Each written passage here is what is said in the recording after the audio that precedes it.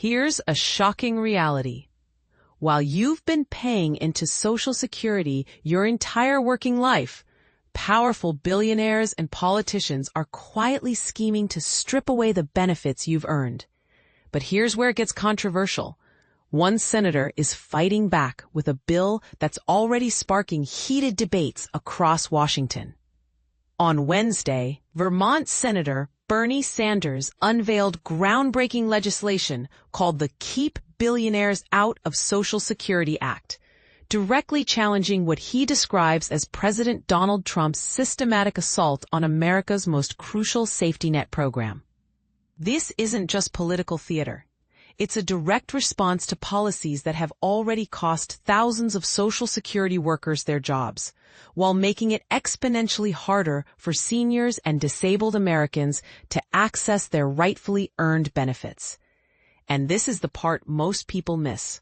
Sanders isn't just targeting Trump. He's also calling out Elon Musk, the world's wealthiest individual who previously spearheaded Trump's Department of Government Efficiency until his departure from the administration this past May. According to Sanders, these two powerful figures have been collaborating behind the scenes to systematically weaken Americans' confidence in Social Security while dismantling its infrastructure. Ever since Trump assumed office, he has been collaborating relentlessly with the planet's richest individual, Elon Musk, to systematically tear apart Social Security and erode the trust that American citizens place in this absolutely essential program, Sanders declared in his statement. The Vermont senator painted a disturbing picture of the current state of affairs. Thousands of Social Security employees have been terminated. Elderly citizens and individuals with disabilities face significantly greater obstacles when attempting to receive their earned benefits. Local field offices have been permanently closed, and the 1-800 customer service line has become completely dysfunctional. But here's where Sanders gets really bold. He's timing this legislative push to coincide with Social Security's 90th anniversary, declaring that our responsibility must be to completely reverse these catastrophic reductions, strengthen Social Security, and make it simpler, not more difficult, for Americans to obtain the benefits they have rightfully earned and deserve. So what exactly would this controversial legislation accomplish? Sanders' office has outlined 5 key battlegrounds where this bill would fundamentally change how Social Security operates. First, it would create ironclad protections for America's access to Social Security offices by completely prohibiting any closures, relocations, or service cuts, while simultaneously reversing Trump's widespread layoffs and guaranteeing that Americans can actually speak with real human beings to secure their benefits.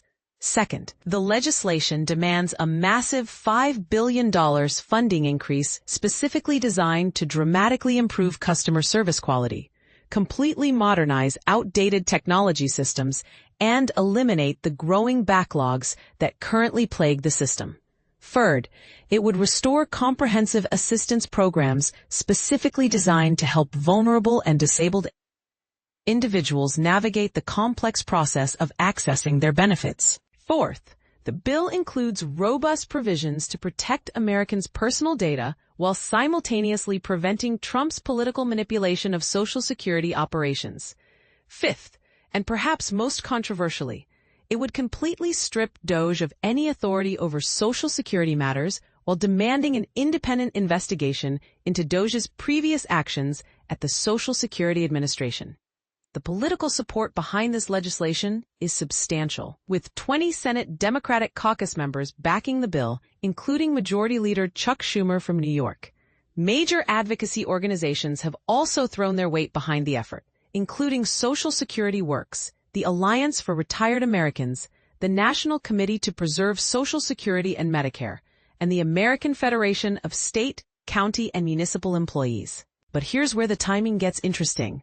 Sanders strategically introduced this legislation on the exact same day he participated in a high-profile Protect Our Checks town hall event alongside former Social Security Commissioner Martin O'Malley, Representatives Debbie Dingell from Michigan and John Larson from Connecticut, plus Senator Ron Wyden from Oregon, who also co-sponsored the new legislation. This town hall was organized by Unrig Our Economy, Social Security Works, and the Center for American Progress Action Fund. Now here's the part that should really concern you. Just last month, Treasury Secretary Scott Bessent made statements that Senator Wyden characterized as openly bragging about plans to use a backdoor approach to privatize Social Security and transfer the benefits of working families directly into the hands of Wall Street executives. Wyden didn't mince words when he declared that Trump's supposed promise to protect Social Security is approximately as genuine as his promise to protect Medicaid, completely lacking substance while carrying enormous consequences for American seniors and families who are already struggling financially. The stakes couldn't be higher, especially considering that the controversial One Big Beautiful Bill Act that Republicans successfully passed and Trump signed in July is projected to eliminate Medicaid and other critical assistance programs, including food stamps, from millions of Americans over the next decade. But perhaps the most powerful moment came during Wednesday's town hall, when Judith Brown, a Social Security recipient, shared her deeply personal story. At age 37, I became disabled. The experience was absolutely devastating because I was a young mother raising two sons who are both on the autism spectrum. Brown continued with raw emotion, explaining that when my sons required additional medical support, I was able to secure proper care for them specifically because of their Social Security benefits. Without those benefits, my family would have ended up homeless and living on the streets. Brown's testimony became even more compelling as she emphasized the program's long-term impact. Social Security has consistently been there for our family throughout all these challenging years. Currently, this administration is determined to strip away our benefits that we faithfully paid into during our working years. We absolutely cannot allow this to happen. Social Security must be both protected and expanded. Our entire existence hangs in the balance, and we must actively fight to protect Social Security. Sarah and Francis, speaking on behalf of Unrig Our Economy, connected these Social Security threats to broader economic pressures facing American families. Republican tariffs are significantly increasing prices at grocery stores. Their legislation is raising healthcare and electricity costs, and they've somehow found time to distribute additional tax breaks to billionaires. Now they want to interfere with Social Security, and we absolutely will not allow them to take that away from us. And here's what's happening right now that the mainstream media isn't covering.